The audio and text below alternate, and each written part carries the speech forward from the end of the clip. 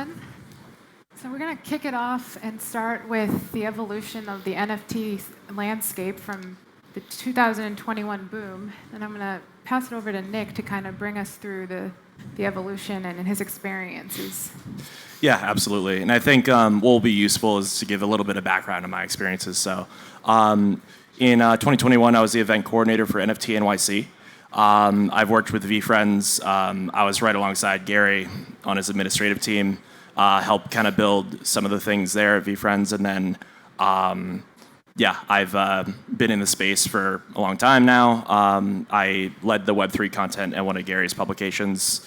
So my whole job was to lead a team of writers, graphic designers, and short-form video creators making content in and around Web3 for a whole year. So I had to have my ear to the streets in terms of what was happening for that entire space. I watched FTX go. I've watched the rise and fall of many projects that were very relevant. And I think, for me, what we're starting to see, and I saw it firsthand with VeeFriends, was the 1% to 3% of projects that are starting to build legacy brands, like a Disney model, for example. I can speak to VeeFriends, for example. They, with trading card games, with partnerships with Mattel, with all these different intellectual property plays to build a broader brand across many different landscapes. Awesome. Edoardo, do you have any comments to add? Not such a very good background. I started a company in 2022 with a couple of friends. We made some previous startup experience, and then during COVID period, we found out, hey, we like blockchain, we like NFTs. We got into the topic, and we decided to found a company that allow people to display NFTs everywhere on any monitor, and we also provide monitors to artists, and we personalize them. And more or less 2 years ago, we found this company and we start working in Europe. And now we want to reach the US market and expand in this in this market. And we've been working with artists, so we have a sort of expertise on the artist side, trying to understand how an NFT artist or a digital artist think. And on the market side, we are trying to work with museums and galleries, trying to democratize art in a sense that we want to help anyone to reach any kind of stage with our frames. And basically, personal background, I am an economics student. I've graduated in business administration a couple of months ago. But yeah, that's it. Congrats. Thank you. Yeah. Hi, my name is Maria. I run PR and marketing company called Interstellar Digital, and we have worked with some NFT infrastructure projects such as Rarible NFT Marketplace, Recure. They did NFT infrastructure, collaborated with big brands like Nickelodeon. Mint.io, also NFT infrastructure. We also worked with some artists. For example, Miss Phrase. She had a collection on Solana that was sold in 2 minutes back in 2021 or 2022 on Magic Eden, and helped many NFT artists, many projects, some games that dropped NFTs to sell out, to get the word out there, to succeed. And happy to be here and discuss NFTs. And thank you to the previous speaker. So have you guys seen any key trends in the current market? I would say maybe what I saw for the past couple of years, ordinals and runes became popular, which are basically NFTs on Bitcoin blockchain, but they don't call themselves NFT. They say no, we are ordinals, we are runes. So that's a trend. Yeah, I see ordinals is the biggest news right now. I feel like they're a thing, especially in the artistic part of the NFTs. Because there are a lot of artists now that are trying to explore this kind of field. They want to enter the ordinal market. They want to be part of it. But I see how NFT now has passed the that hype moment, and on my personal view, now we are on what in economics, right? We call like the slope of enlightenment, in a sense that we are trying to reach the confirmation of the technology. The technology is something that it's useful. It's something that it's revolutionary to many extent, like to a lot of in a lot of perspectives, and I believe that also the artistic market is becoming solid. We are seeing solid players that are remaining in the market, and they are not like scammers or here just to exploit the opportunity of the bubble. That's awesome. Nick, do you want to add anything? Yeah, I mean, I think for me, I've noticed a lot of more niche communities of these people that started as artists in the NFT space, got a huge base from that, and then are able to produce shows, produce their own gatherings, and get into the more traditional art market. I think, like I talked about before, I think the evolution has been with, like I said, with the IPs and everything like that. But yeah, those are just some trends. But I think that, and we'll talk about it in a bit, I see the way that I really, and I'll be brief with this, basically, the way I define NFTs really is just proof of ownership of an asset. And through that framework, everything else can be built on top of it.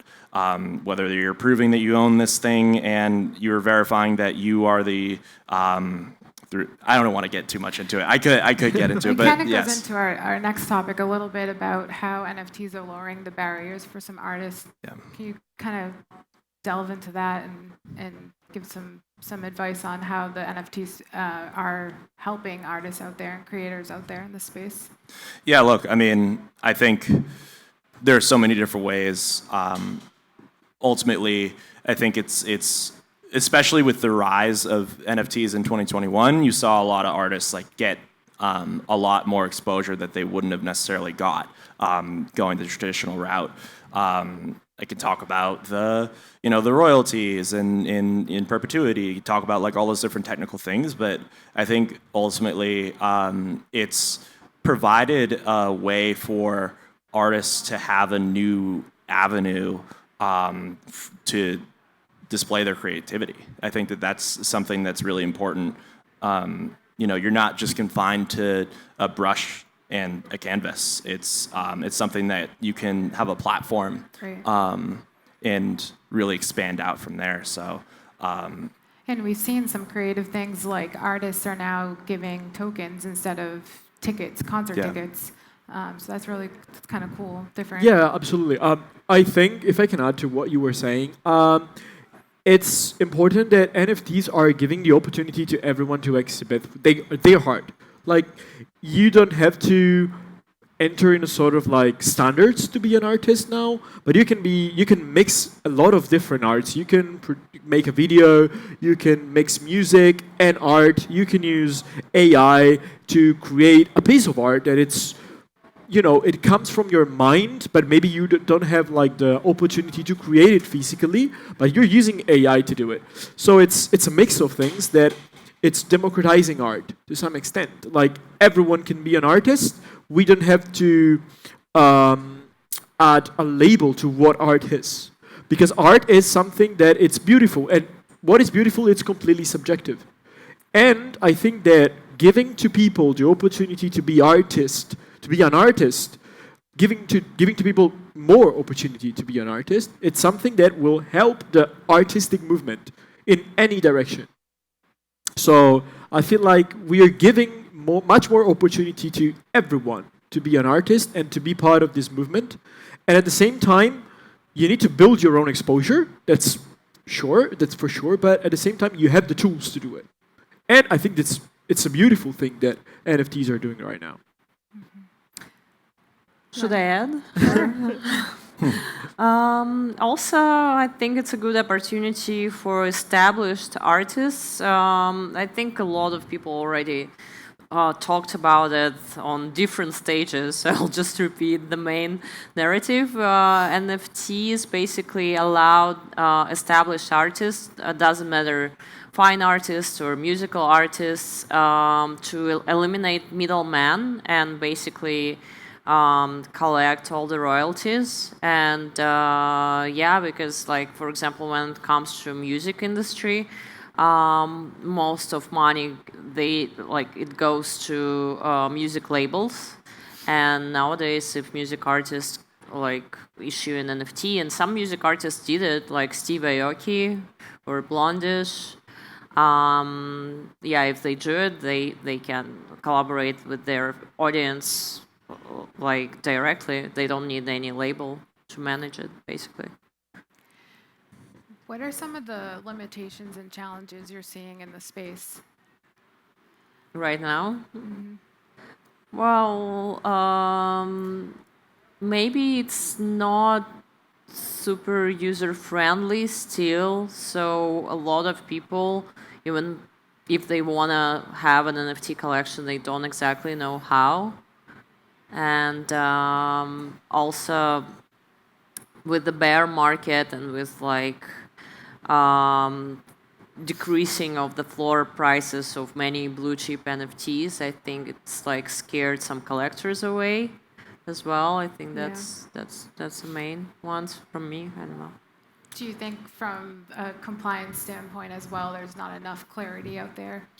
Yeah, no, for sure. We see like SEC suing OpenSea, which is one of the biggest NFT marketplaces, and yeah, like that's, and I think there is a lawsuit against DraftKings as well. So yeah, of course, like that will scare a lot of projects away from the industry. Yeah, and it's still not clear.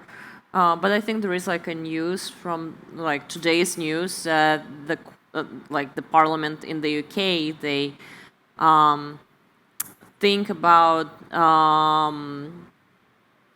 considering NFTs not as securities but as like personal property, and that would be like a step forward, I guess. Yeah, like on top of that, we were having this discussion before. To me, the biggest challenge now it's the confidence. Like we need to bring to people confidence again, because after when the bubble burst, like people were super confident on the NFTs. Like we're like, oh, this is the future. Now they lost their money. They want their money back. They're not going to invest in NFTs anymore. So, adding to the fact that it's not completely user friendly, we are going to reach the mass adoption when the people feel confident again on the technology. And we need to sell, to some extent, this technology to people to let them understand how powerful it is. Because the average man who is not interested in this kind of technology doesn't know how important and how revolutionary NFTs can be from an artistic perspective and from an everyday life perspective. Because the technology can literally like save time, can cancel the middleman in so many things, even in selling houses, for example. Well, you asked the challenges, right? So I think it depends on who you ask. I think that if you ask an artist, well, there's not enough of a market right now, right? If you ask technologists, well, there's not widespread adoption and integrations into everyday life. I think of it more as, okay, like going off of the thesis that I brought forth before, NFTs are proof of ownership of an asset as a foundation.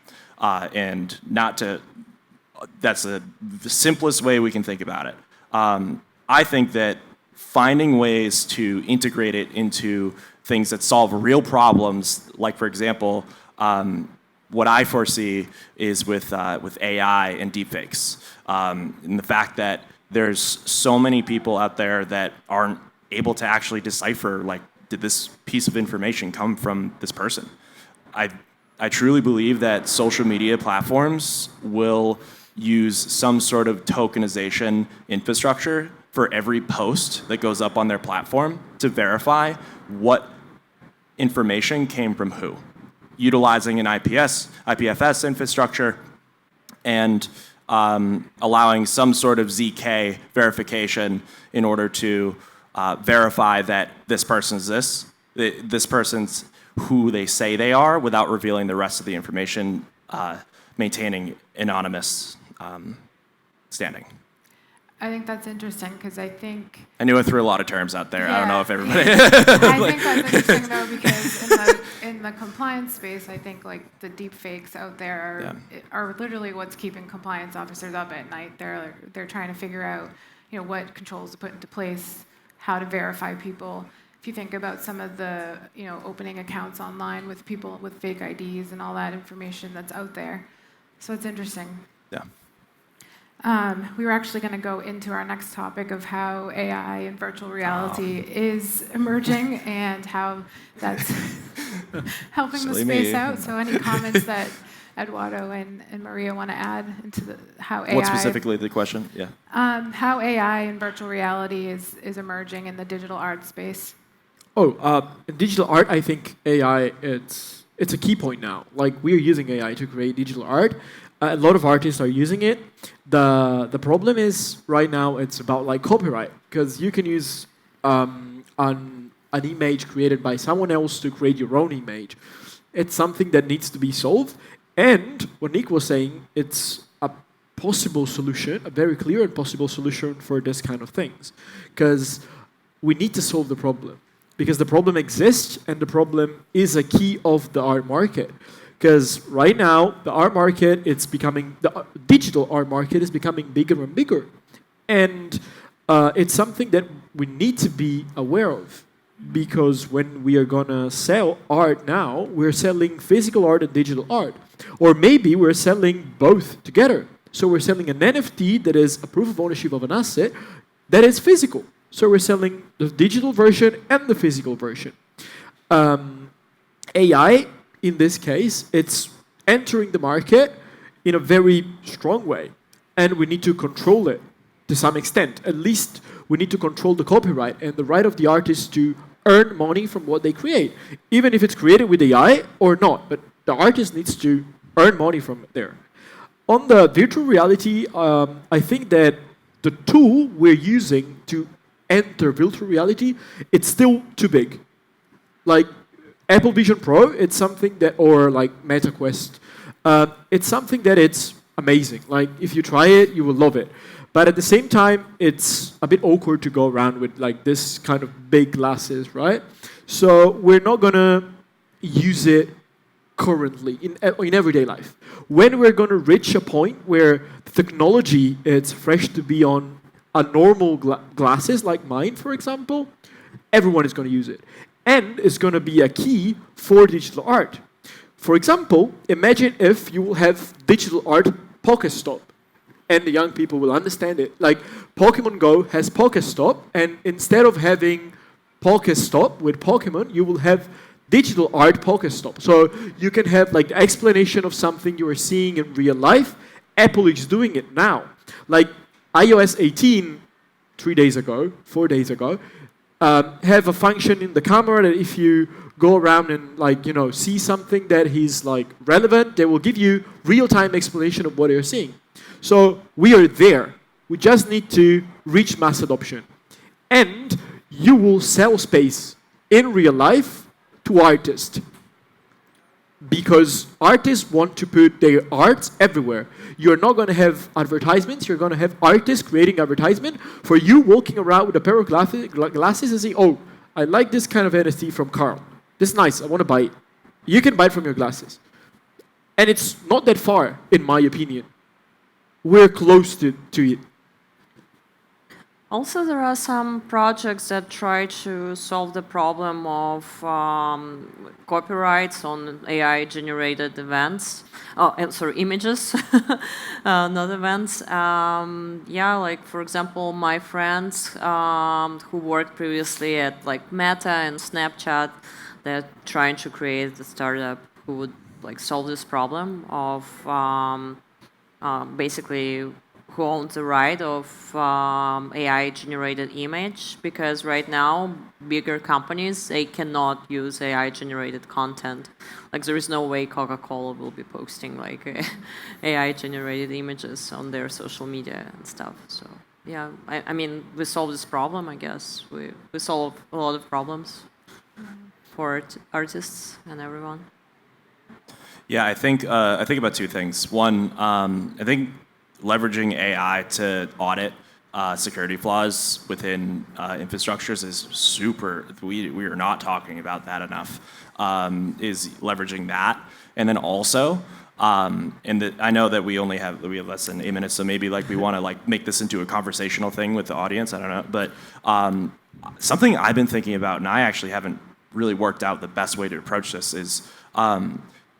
One of the biggest issues that is talked about with OpenAI and what have you is that sourcing the data set that they got is from the internet. Like, how do you actually give credit and dividend out based on what percentage of said data set came from your call, right?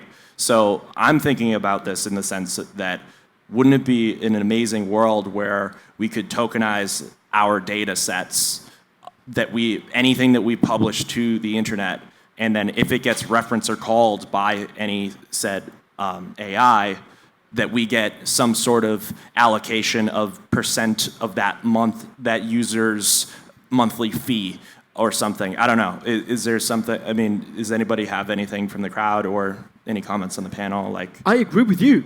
This is the future. Like, content creators are going to be paid like this. Yeah, I think we have someone too. Yeah.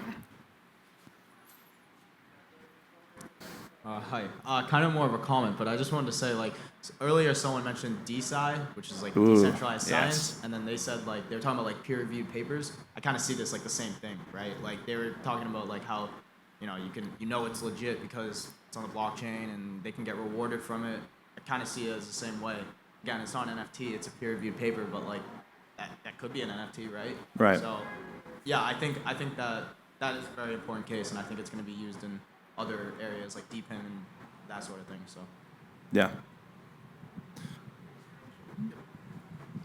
So I have a question. Just based on some of the people I've met doing different NFT projects, I kind of want to open this up to you guys. What are some of the more out-of-the-box projects that you've kind of seen, like use cases for NFTs? Like, for example, like when we were in Nashville, we met a company that's selling hash rate for a Bitcoin mining operation and like kind of selling the hash rate as an NFT, giving you access to that. So I'm just wondering, like, what are some kind of new innovative ideas you guys have seen? Well, real quick, this actually kind of highlights not everybody in the NFT space understands or knows this, but there's this one project called like Secret Raccoon Society. I don't know, it doesn't matter. Anyway, it's all a combination of animals and whatever. Anyway, this particular project they launched, and eventually they had some sort of cryptic message that they sent out. They said, "This is all your fault." Like, we're like shutting this down or something. And they converted all of the assets, like whatever traits that you had of your NFT, whatever the thing it was, it got converted to a pile of bones, right? And that was a pure lesson in, if the server goes down of the website that is hosting these images, it could just go away. And then your NFT's done, right? That is something that really I just think that that's a really classic. Rug pull? Well, there's that. Yeah, there's that. But it's also a classic example of a big thing that people don't talk about in the NFT space. That's where the regulatory compliance comes in. Yeah, that's right. See, yeah. Shout out to SEC. Yeah. And I think that also comes from, should I go?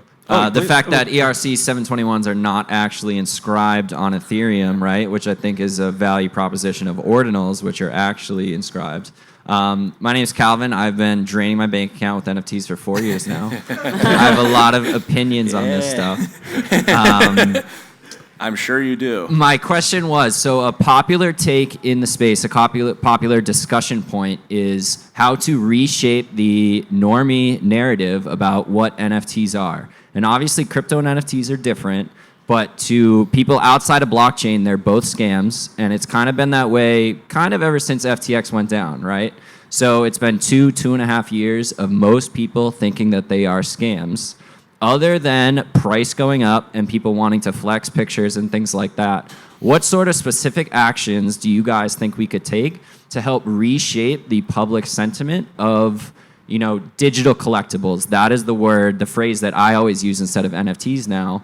People can think of, trading cards they collected growing up. I just call them digital trading cards, digital collectibles. How do we reshape the public perception? And Nick, you mentioned one point of giving them real world use case, and I think that's a great point. I didn't know if there's any other specific actions as participants in this community that would help reshape the public opinion of NFTs. The dot-com bubble, late 90s, like how they said that the internet was a fad, and it was going to go away, right? Internet stocks, the hype, all the investments, all the everything around that.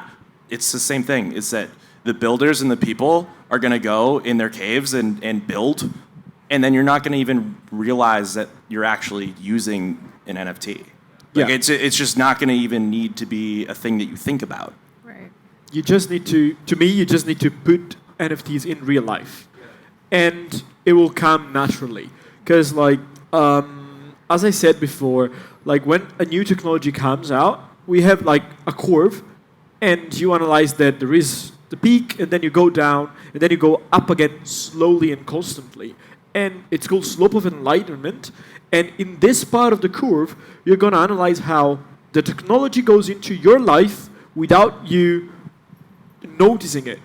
And to answer also your questions, there is a little startup in Italy, and trust me, that the fact that it's in Italy, to me, it's so strange, that it's trying to put NFTs into real estate exchanges. So if I want to sell to you my house, I just need to send to you the NFTs that proves that I'm the owner of my house.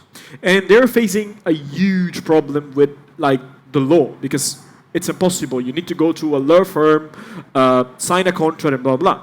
But at some point, you will find a way to do it. You will find a way to have your NFTs in your healthcare, as he said before. Before the panel, actually. Basically, you ZK up your health data and then reveal one part, this is your blood type, and not reveal your social security number. Yeah, that's to me is exactly like 5G technology. You can drive a tram. Again, I'm Italian. I will try to put things in Italy, because if something works in Italy, works everywhere. Because we're skeptical, we don't like technology and blah blah. But we can drive a train without a driver right now, and it's very, very, we can be confident, they're not going to create disasters or anything. But if you go to my mom or my grandma, they won't trust it. They will say, no, I prefer the physical driver. I want to see the man there.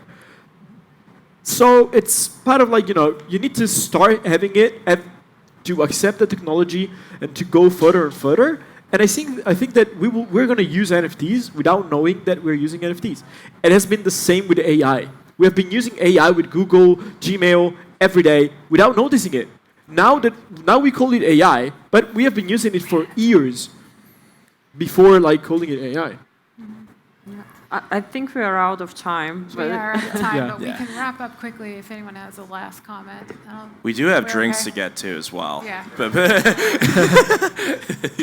a foreseen trend for this bull run for music NFTs. Ooh, Might be. yeah. Is there any buzz or talk being developed? So, because I have PR and marketing company, we are the hub for newer companies in the space. A lot of companies approach us. Recently, we had a company approached us. They are from Germany, music NFTs. They already work with Snoop Dogg, Akon, a lot of other very famous music artists. I don't want to lie, but Charlie XCX or whatever, some big names basically. And they also say that here, buy our NFTs and you will receive royalties in USDC Circle every month. And I have a friend who bought their NFTs and he has royalties every month. And I was thinking maybe I should buy too.